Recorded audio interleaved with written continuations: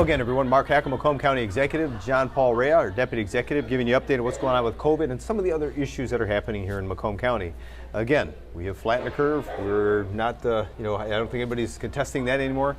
But even so, the numbers are even more compelling, meaning, you know what, a lot of people are getting it, whether it's the public and or the businesses that have been open.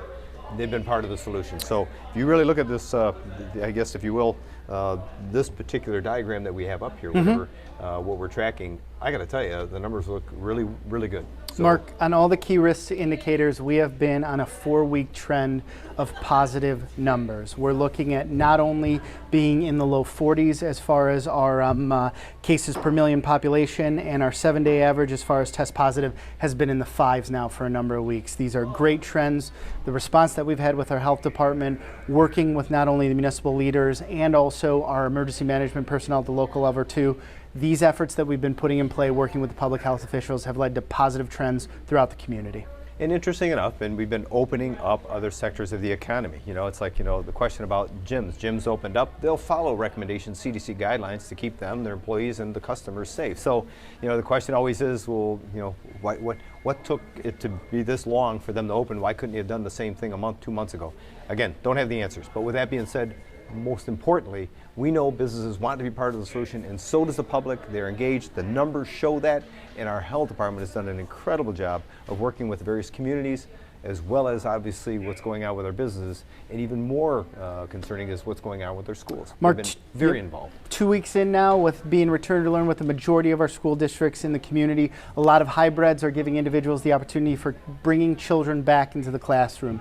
Undoubtedly, there are going to be confirmed cases in these environments. Our protocol that we've put in place has not only continued to work, but it provides resources to not only local administrators at the school district level to coordinate with public health officials at the county level. It's a continuous process. We're on the weekly calls multiple times a week, working with Mike DeVault at the ISD, and then providing those support mechanisms, whether it's from our communicable disease staff and our contact tracers. This is happening, it's working, and we're responding. What you said was very important. We know it's still community spread. It's still out there. Follow CDC guidelines.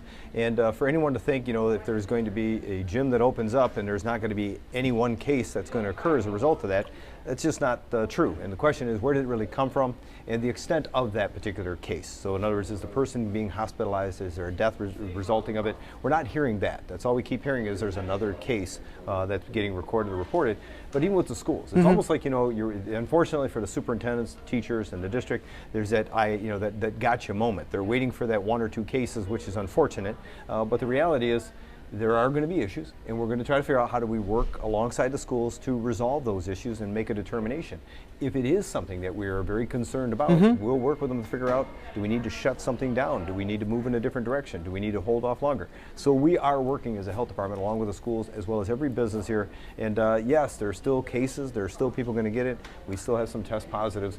Anybody who thinks that it's gone away, again, that's just not reality. Mark, we're being open, we're being honest, we're being frank about these conversations, but the best part about this is that there are options out there. It's just not the one size fits all. It's understanding where we're at specifically as far as the community spread and how a district could use whatever resources we're bringing to the table. As we said, whether it's the technology, whether it's the PPE, whether it's the protocol, whether it's the contact tracing. These are things that the community and the county has responded and is providing to those educators. And the options part, I go back to the basic option that we all have. In other words, whether it's a restaurant that opens, whether it's a health club that opens up, or a school decides to allow an option for your kids to go to school, you still have the option, if you feel uncomfortable, of not going. So, people don't need to go to the grocery store. They have people that can help support that. People don't need to go to a gym or health club if they don't feel comfortable going. So, again, that is the ultimate option we all have if we're still concerned about it.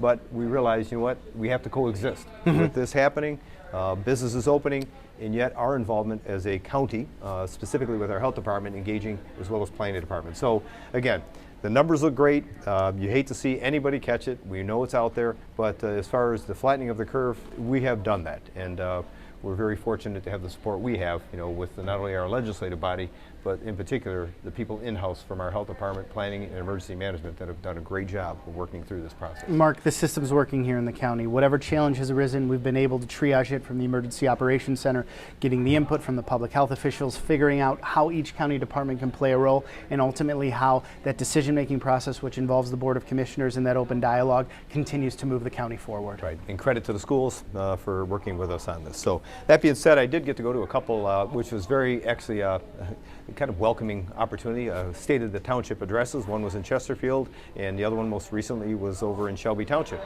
It was outdoors. They did that social distancing, trying to make it so that it was, a relaxed setting, but one that everybody still knew there was a concern. So Dan Accabetti out in Chesterfield, great things going on in Chesterfield Township. Two of the highlights that I took away from it, that waterfront that they're doing over at Brandenburg Park. Wow, I tell you, what a great project. And I know there's multiple levels of government involved in that, trying to help them through that with the funding, but specifically Jerry Santora, our planning department folks, who care about that water resource that we have out there at Lake St. Clair. What a great project they have out there that they're working on, and Dan got to kind of highlight and talk a little bit about that. It's an incredible public space there right off of Jefferson, meets the shores of Lake St. Clair. They're going to be able to soften the waterfront there, make it more natural, do some planning, do some preservation. It'll highlight the area and it'll give individuals an opportunity to walk right down to the water. Yeah, fantastic project. And if you've ever been out to Brandenburg, I mean, it's a beautiful park to begin with, but what they're going to be doing with it, I mean, the aesthetics of it, how beautiful it's going to look is going to be pretty incredible. And also, well, you can't help but recognize, they got about 4.5 miles of shoreline from Lake St. Clair, that 31.5 miles that we have on the busiest freshwater lake than anywhere else in the country. Again, they know that, they understand that. It is somewhat of a waterfront community. Absolutely. Chesterfield Township is. They recognize it, so credit to Dan and his board for welcoming, I guess, this type of a project. But another project that they welcomed and he highlighted was talking about this veterans housing they have out there, the old Sibyl Manor.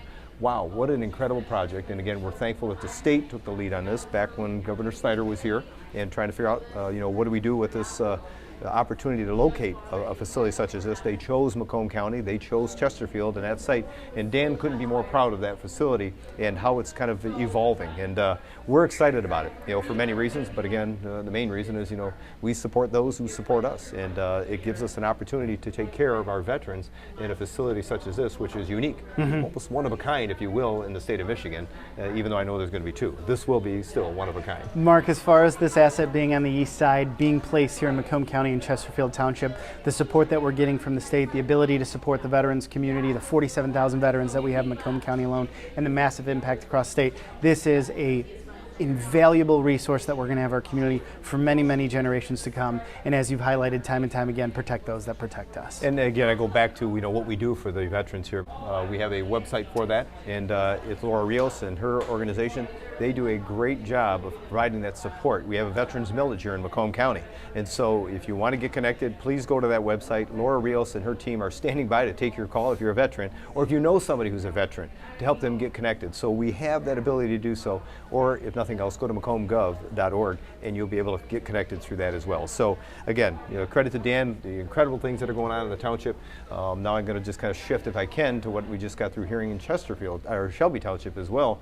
Again, Supervisor Rick Stathakis and his team out there, the board, they have done a great job of dealing with their roads and parks and everything else, but specifically this Iron Bell Trail. Yep. And almost that last connectivity piece we're going to be working on right now, from Iron Mountain, if you will, all the way to Belle Isle, that rail system, or the trail system that kind of connects to it, and the other trails that even connect to this Iron Bell Trail. So what a great project that is. And again, we're glad that they're partnering with us to make that final piece in Macomb County. Mark, Shelby Township has been a champion for a non-motorized network, starting not only with the Macomb Orchard Trail, their sidewalk program connecting everything to their public building, to their schools, to their commercial areas.